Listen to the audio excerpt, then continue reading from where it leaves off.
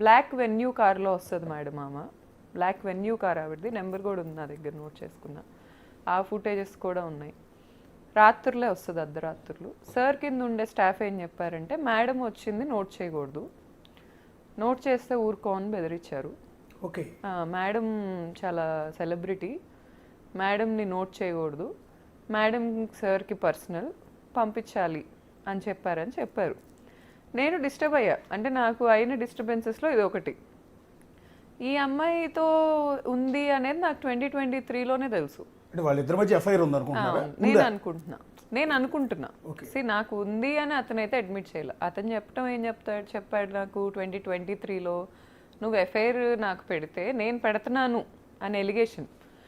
నువ్వు పెడితే నాకు హీరోయిన్లతో పెట్టు, ఇలాంటి ముచ్చు మొహాలు సైడ్ ఆర్టిస్టులతో నాకు ఎఫ్ఐఆర్లు పెట్టకు, ఇదే మాట అన్నాడు అతను. నాకు ఆ అమ్మాయి మొహం అలా నాకేమనిపించలే, అతనే అన్నాడు పెట్టకు నాకు ఎఫ్ఐఆర్లు ఈ అమ్మాయితో, నువ్వు పెడితే హీరోయిన్ మెయిన్ ఆర్టిస్టులతో పెట్టు. ఇలా ఈ అమ్మాయి సైడ్ ఆర్టిస్ట్, అతను సినిమాలో యాక్ట్ చేసింది. వీళ్ళిద్దరిది సీన్ కూడా ఉంటుంది, అందులో చీటింగ్ గురించే మాట్లాడుకుంటుంటారు వీళ్ళిద్దరు సినిమా సీన్లో. ఓకే. సో ఈ అమ్మాయి ఇష్యూస్ అవుతున్నాయి అని 100% ఆ అమ్మాయికి నేను మీడియాకు ఒకవేళ వెళ్ళక ముందు ఈ వీడియో ఉన్నా తెలుసు. ఎలా అంటే 2023లో ప్రెగ్నెంట్ నేను అమ్మాయికి కాల్ చేశా. ఓకే. నాకు వాళ్ళిద్దరి మధ్యలో ఎఫ్ఐఆర్ నడుస్తుందని నాకు ర్యాండమ్ పీపుల్ చెప్పారు. తను ఇన్ఫ్లుయెన్సరే కదా, పబ్బుల్లో కనిపిస్తున్నారు వీళ్ళిద్దరూ, రాత్రిపూట కలిసి తిరుగుతున్నారు, కార్లో కనిపించింది ధర్మాతో, ఇలా చెప్తుంటే నేను ఫోన్ చేసి అడిగా, రితు ఏంటిది, ఇది నిజమేనా, నేను సర్టెన్ థింగ్స్ వింటున్నాను, ఇది నిజమేనా? అయ్యో చీచి, అసలు నువ్వు ఒక బిజినెస్ ఉమెన్ అని నాకు తెలుసు, నువ్వు చాలా తెలిసిన దానివి నాకు, నువ్వు ఒక ఇన్ఫ్లుయెన్సర్ అని నాకు తెలుసు, మీరిద్దరూ ఎప్పటి నుంచో నాకు తెలుసు, నేనెందుకు అలా చేస్తాను అనింది. నేను నమ్మేశా. ఇతన్నే నేను పట్టుకోలేకపోయా ఆ టైంలో, ఆ అమ్మాయిని నమ్మేసిన తర్వాత స్లోగా నాకు అసలు ఎప్పుడైతే ఈ అమ్మాయితో ఫ్రెండ్షిప్ స్టార్ట్ అయిందో సార్, ఖచ్చితంగా ఏదో అలవాటు చేసింది ఆ అబ్బాయికి అయితే నాకు అనిపించింది. ఒక వైఫ్కే అర్థమవుతుంది హస్బెండ్ ఎలా ప్యాటర్న్స్ మారుతున్నాయి, హస్బెండ్ నైట్ ఎప్పుడు రావట్లేదు, కొత్తగా ఈ హ్యాపీ డెంటల్ తింటాం ఒకటి, ఈ హ్యాపీ డెంటల్ ఎందుకు తింటున్నాడు, సర్టెన్ థింగ్స్ ఎందుకు కవర్ చేసుకుంటున్నాడు, ఇవన్నీ నాకు డౌట్లు వచ్చాయి. ఈ పాపకి ఆ ఫ్లాట్ ఇష్టం అనుకుంటా, మమ్మల్ని పంపించేసింది ఇతనితో చెప్పించి. ఇతనేమంటాడు, ఫ్లాట్కి ఆరా ఉండిద్దంట, ఆరా పేరు రితు చౌదరి ఏమో, ఫ్లాట్కి ఒక ఆరా ఉండిద్ది, నువ్వు వీడు వచ్చాక నాకు ఆరా పోయింది, మేము వెళ్ళిపోయాక ఇప్పుడు ఆరా ఉంది అతనికి. వాళ్ళ నైబర్స్ చెప్తారు సార్, అసలు ఎంతమంది అమ్మాయి ఫ్లాటే కదా మీ పేరు మీద ఉన్న రెంటెడ్ ఫ్లాటే సార్, కానీ రెంటల్ అగ్రిమెంట్ నా పేరు మీద ఉంది. ఆ ఓనర్కి కూడా తెలీదు నేను లేనని అక్కడ, ఆయన ఎక్కడో ఉంటారు. ఓకే. సో ఇతను ఏం చెప్పుకుంటున్నాడు, పోనీ ఫర్ ఎగ్జాంపుల్ ఆఫీస్ అని చెప్పుకున్నాడు అనుకుందాం సార్, అమాయకురాలు అనుకుందాం, అమ్మాయికి పాపం ఏం తెలీదు, నోట్లో అరటిపండు పెట్టినా కొరకటానికి ఫోన్ చేసి అడిగిద్ది ఎవరు నేను ఎట్లా కొరకాలని. అలాంటి వ్యక్తి ఆఫీస్ అయితే ఆ టైంలో వెళ్తుందా? రోజు టైం స్టాంప్స్ చూడండి ఆ వీడియోస్ మీద, నైట్ 1 o'clock నుంచి 4 o'clock ఆర్ మార్నింగ్ 6 o'clock వరకే అమ్మాయి ఉంటుంది. మిడ్ నైట్, మార్నింగ్స్ రాదు. ఒకవేళ మార్నింగ్ ఆ అమ్మాయిని పంపించాలి అంటే, ఒకవేళ వీళ్ళిద్దరు పడుకొని లేట్ నైట్, ఒకవేళ అమ్మాయి 7, 8 ఆ టైంకి లెగిస్తే ఒక అసిస్టెంట్ నుంచి పంపిస్తాడు. అమ్మాయి ఎవరికి సెలబ్రిటీ కదా, కనిపించకుండా ఇలా మొహాలు ముక్కులు ఇలా అనుకుంటా వెళ్తూ ఉంటుంది. ఈ అమ్మాయి ఓపెన్గా నా పేరు మీద ఉన్న ఫ్లాట్, అగ్రిమెంట్ ఉన్న ఫ్లాట్కి ట్రెస్ పాస్ చేసింది అనాలి నేను. నా రైట్ లేకుండా అర్ధరాత్రులు వచ్చి నా హస్బెండ్తో ఉంటానికి తను ఎవరు? మనం లాజికల్గా మాట్లాడాల్సింది ఏంటంటే, చాలామంది ప్రశ్నిస్తూ ఉంటారు, తప్పు ఏంటి, ఆడమగ మధ్య స్నేహం ఉండకూడదని. ఎంత స్నేహం ఉన్నా ఒక అమ్మాయి అర్ధరాత్రి 1 o'clock అతను ఫ్లాట్కి వచ్చింది, అతను కూడా సింగిల్గా ఫ్లాట్లో ఉంటాడు. ఆ మహాతల్లి 1 గంటకు వచ్చి తెల్లారితో 4 గంటలకు వెళ్ళాల్సిన అవసరం ఏంటి అనేది ఇక్కడికి వచ్చింది. సో దీన్ని ఆడామగ మధ్య స్నేహం అనుకోవాలా, అక్రమ సంబంధం అనుకోవాలా, ఇంకోటి అనుకోవాలా? సార్ వాళ్ళిద్దరు ఇంటిమేట్ వీడియోస్ కూడా ఉన్నాయి నా దగ్గర. కానీ నేను ఒక సంస్కారవంతమైన కుటుంబం నుంచి వచ్చాను, ఒక ఆడపిల్ల పెట్టడం నాకు ఇష్టం లేదు. ఇప్పుడు దాకా ఇవి కూడా నా దగ్గర లేవన్నారు సార్. ఇతనికి ఒక టీం ఉంది, ఈ యాంటీ హిందూ యాంటీ నేషనల్ టీంని పట్టుకుంటాడు ఇతను.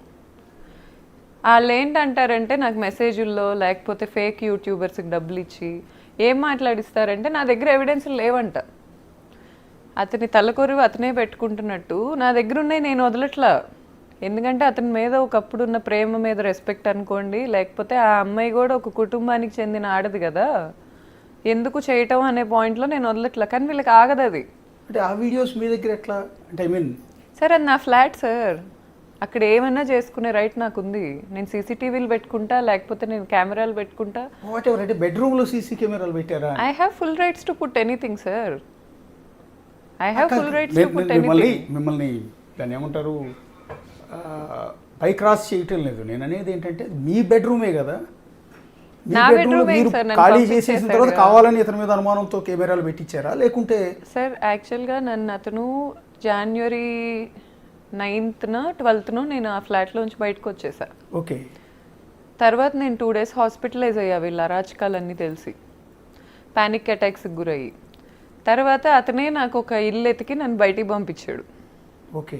ఆ ఇల్లు అతనే ఎతికి పెట్టాడు, పంపించాడు. కానీ నేను వెళ్ళిపోయాక నాకు విడాకులు ఇవ్వట్లా. మళ్ళీ కలిసి ఉంటాను అని వచ్చి చెప్తాడేమో అనే హోప్ ప్రతి ఆడదానికి ఉంటుంది.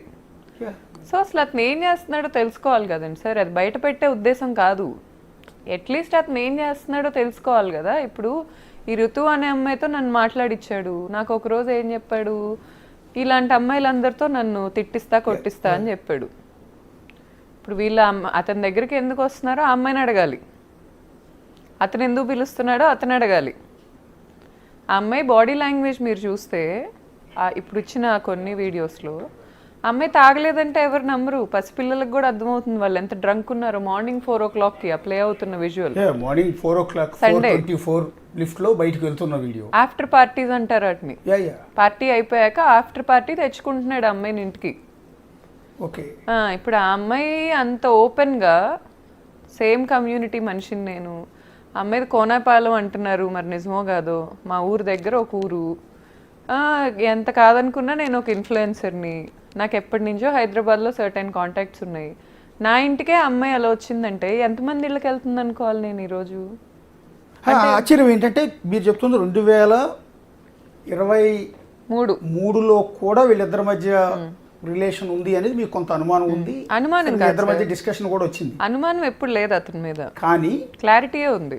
క్లారిటీ ఉంది. ఓకే. కానీ ఇంత వివాదం జరిగి గత ఆల్మోస్ట్ మీకు ఒక 2 నెలల నుంచి పోరాటం చేస్తున్నారు కదా మీరు, పోలీస్ స్టేషన్ చుట్టూ కావచ్చు, మీడియా చుట్టూ కావచ్చు. అవును. మీరు మానసికంగా నలిగిపోయి ఇబ్బందులు పడి, సో ఒక ఆడపిల్ల మెంటల్ పొజిషన్ ఏంటంటే మేము అర్థం చేసుకోగలం ఈ సిచ్యువేషన్. ఇంత జరిగిన తర్వాత కూడా ఆమె బిగ్ బాస్కి సెలెక్ట్ అయింది. బహుశా మీరు చెప్తున్న డేట్లో బిగ్ బాస్కి అప్పటికే ఇన్ఫార్మ్ చేశారు వాడు. బిఫోర్ 1 month నుంచే ప్రొసీజర్ స్టార్ట్ అవుతుంది వాడికి. బిగ్ బాస్కి సెలెక్ట్ అయిన తర్వాత కూడా మీ భర్త ధర్మ మహేష్ ఉన్న ఫ్లాట్కి, అంటే మీ ఫ్లాట్కి అవి వెళ్ళింది. ఇది ఆశ్చర్యం. వెళ్ళింది సార్. ఆ అమ్మాయి తిరుపతి వెళ్ళింది కదండి సార్. తిరుపతి వెళ్ళి ఒకసారి నాకు యూట్యూబ్లోనే చూసాను నేను, తిరుపతి వెళ్ళింది. మరి ఆ టైంలో అబ్బాయి ఏ అమ్మాయిలతో తిరగలా, ఆ అమ్మాయి కోసం వెయిట్